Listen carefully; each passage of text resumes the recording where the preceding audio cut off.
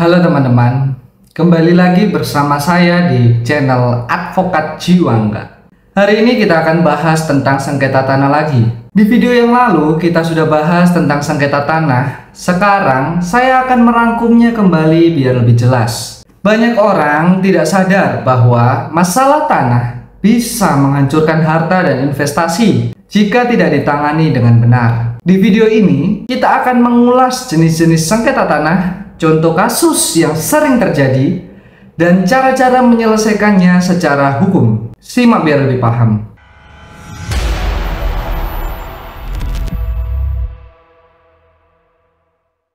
Jenis sengketa yang pertama adalah sengketa batas tanah.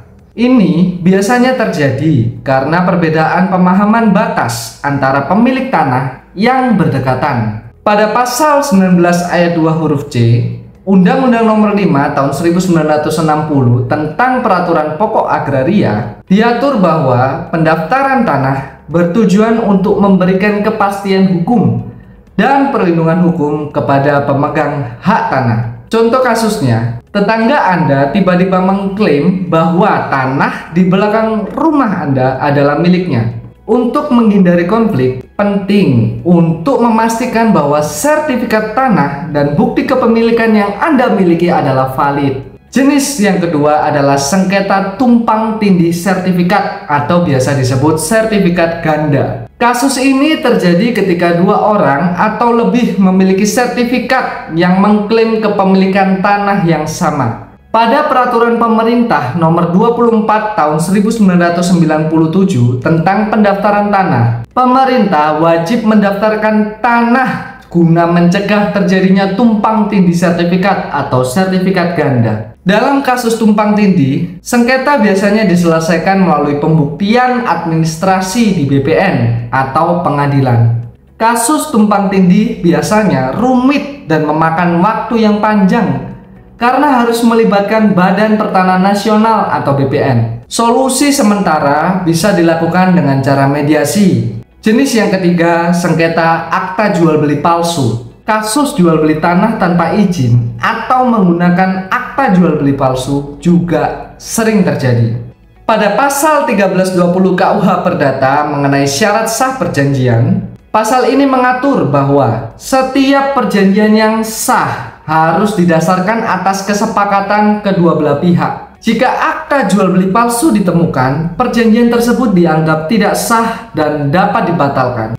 Contohnya, pihak penjual melakukan jual beli tanpa izin dari semua ahli waris. Kasus ini biasanya berakhir di pengadilan dengan pembatalan akta. Lalu bagaimana sih cara menyelesaikan sengketa tanah? Di video yang lalu kita sudah bahas sekilas tentang penyelesaian sengketa tanah. Kita akan bahas lebih menyeluruh. Langkah pertama yang sebaiknya dilakukan adalah dengan mediasi atau negosiasi. Kenapa demikian? Karena penyelesaian damai cenderung lebih cepat dan tidak memakan biaya yang besar. Dalam Peraturan Mahkamah Agung atau Perma Nomor 1 Tahun 2016 tentang prosedur mediasi di pengadilan, dalam Perma ini, mediasi disarankan sebelum sengketa diajukan ke pengadilan.